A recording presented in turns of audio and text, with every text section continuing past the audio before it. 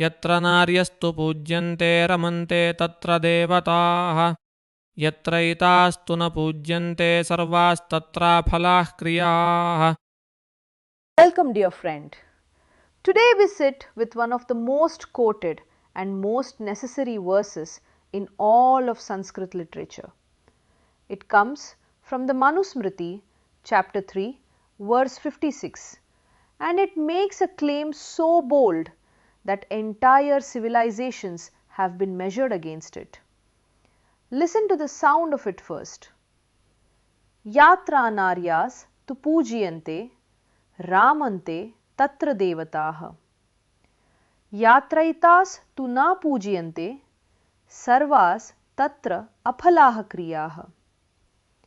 Where women are honored, there the gods rejoice, and where they are not honored, there all actions, all rituals, all undertakings become fruitless. Let us open the words one by one. Yatra means where, in whichever place. Narya means women, from the word nari, which itself comes from the root nari, meaning a human being. So nari is not merely wife or daughter, it is the human feminine itself. Poojyante means they are honored, they are revered. And notice this carefully. It comes from the root pooj, the very same root that gives us the word pooja, worship. The verse deliberately places the honoring of living women in the vocabulary of worship. Ramante means they rejoice, they delight, they dwell happily. It comes from the root ram, to take delight, the same root that gives us the name Rama. Devata means the deities, the shining ones, from the root div, to shine. These are the luminous powers of life, prosperity, learning, vitality, grace. And then the second line turns dark. Where these women are not honored, na poojyante, then sarva, all, every single one, kriya, actions, from the root kri, to do, become aphala, aphala, without fruit. Phala means fruit, from the root phal, to ripen. So the verse does not say such actions are sinful or forbidden. It says something quieter and more devastating. They are barren. The seed is sown, the effort is made, and nothing grows. Now, where does this verse come from? The Manusmriti is one of the great dharma texts of ancient India, presented as the teaching of Manu, the first lawgiver transmitted by the sage Bhrigu to an assembly of rishis. Chapter 3 deals with the life of the householder, the grihastha, because in the Indian vision, the household is the foundation that carries every other stage of life. And right in the middle of this chapter comes a cluster of verses about the women of the family. The verse just before ours says that fathers, brothers, husbands, all who desire their own welfare must honor and cherish the women of the house. And the verse just after ours delivers a warning. Where the women of the family grieve, that family swiftly perishes. Where they do not grieve, it always prospers. So the question being answered is simple and enormous. What makes a household flourish or collapse? And the answer given is unambiguous. The felt dignity of its women is the single decisive variable. Now let us go deeper into the bhava, the inner meaning. In the Hindu vision of reality, all energy, all power, all creativity is called Shakti, and Shakti is feminine. The goddess of wealth is Lakshmi, the goddess of learning is Saraswati, the goddess of strength is Durga. So the verse is encoding a profound idea. The divine powers feel at home where their human reflections are honored.